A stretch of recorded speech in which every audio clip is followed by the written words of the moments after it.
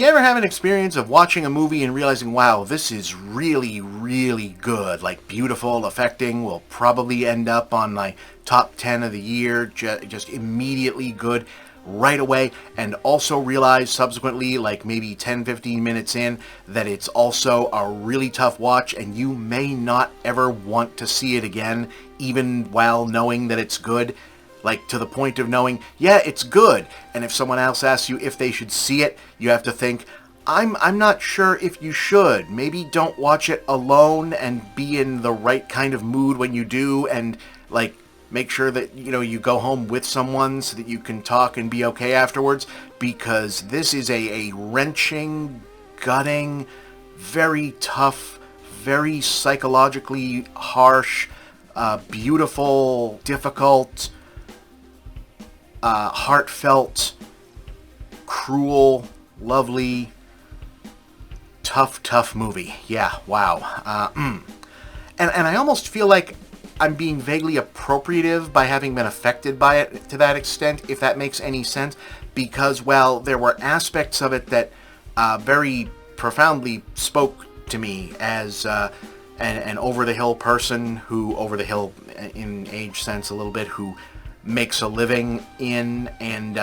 also has a lot of hobbyist interest in media, nostalgia, backwards-looking entertainment, retro media, for lack of a better words, and being a, let's say, a familiar with feelings of unfulfillment, for lack of a better word, certainly. So, well, I was, affected by aspects of it. There is definitely an audience that will feel much, much more strongly affected by it, that is much more speaking directly to, in not just text, but subtext, and whatever is more direct than direct hypertext, we'll say that. This might end up sounding a little disjointed a little bit. This is one of those that's a little bit impossible to describe in detail very much about it, or what's good about it, without giving away or spoiling things that feel like they shouldn't be. I saw it a few days ago, but that I've wrestled with writing about or speaking about because it felt very, very intensely moving, but also I think that there is more to be said about it that is not intended to be said by me, if that makes sense. But to make an attempt at it, the basic shape of a narrative at work here centers on Justice Smith. You might remember him from Detective Pikachu or Dungeons & Dragons,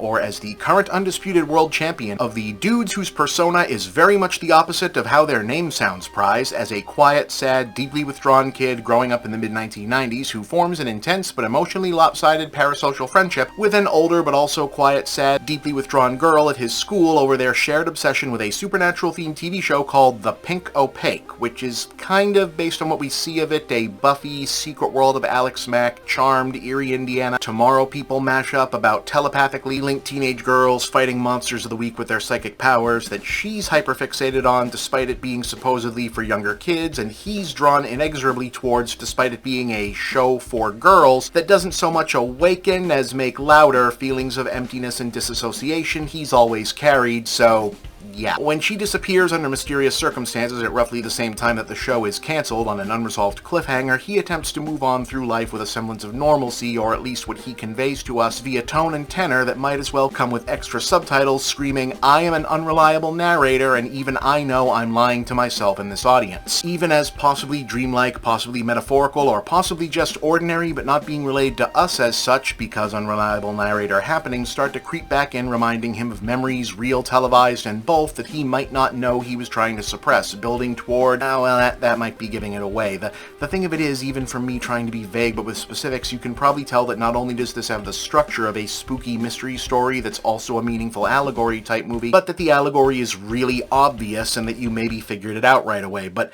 instead, what's at play here is actually a story about allegories, specifically the unique pain of substituting media allegory or relationships with people who aren't what we thought they were for parts of our own lives that we don't want to deal deal with and the devastation that can come in realizing those substitutions cannot sustain us. And after decades of media playing with many of these exact same themes, purposefully riffing on not only 90s retro media for the plot, but the YouTube-spawned analog horror movement it generated in execution, almost always in praise of pop metaphor, and I saw myself in this or that old show's clumsy allegory for identity as a liberational text, it's a flurry of gut punches to encounter a movie like this that plays much of the same music with lyrics in precisely the opposite vein, offering that allegory isn't enough, that vicarious living isn't a full life, and that sometimes you're wrong about who you thought might have understood you, and how much of a slap in the face that can feel when you might have needed it the most to be something else. And that's what might actually be the darkest thing about this one. For all of the what does this mean actually horror imagery and open into interpretation happenings, is this actually a supernatural film? Is it entirely an allegory? Is it a little bit of both? Is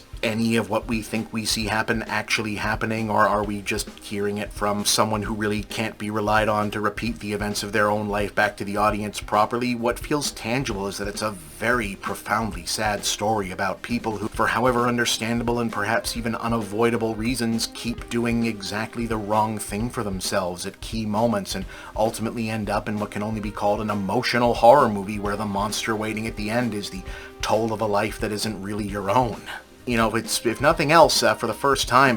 I've seen someone aim for David Lynch for teenagers and not miss the mark completely and land on Desperate Housewives for teenagers, or just some kind of weak sauce Tim Burton or Terry Gilliam riff instead, so kudos on understanding the assignment. I feel like people will either viscerally love it or hate it, just based on the fact that where it's coming from. It's a movie about how nostalgia and allegory aren't good enough, and some people just don't want to hear that right now, maybe ever. It's a bold narrative position to stake out. What works in it outweighs anything that might not. The fact that it's dealing with unreliable narration and dream imagery means it's hard to say which performances necessarily come through and which ones fully do not, because what are we seeing here? What I will say is that Smith is giving a career best so far level up performance. This is an actor who has really been raked over the coals, much more for the types of characters that they play than how well they play them, which is very much unfair. And here they are really blowing the doors off the place, accepting a incredibly challenging role, playing the same character across a much greater breadth of time than I think anyone would have expected.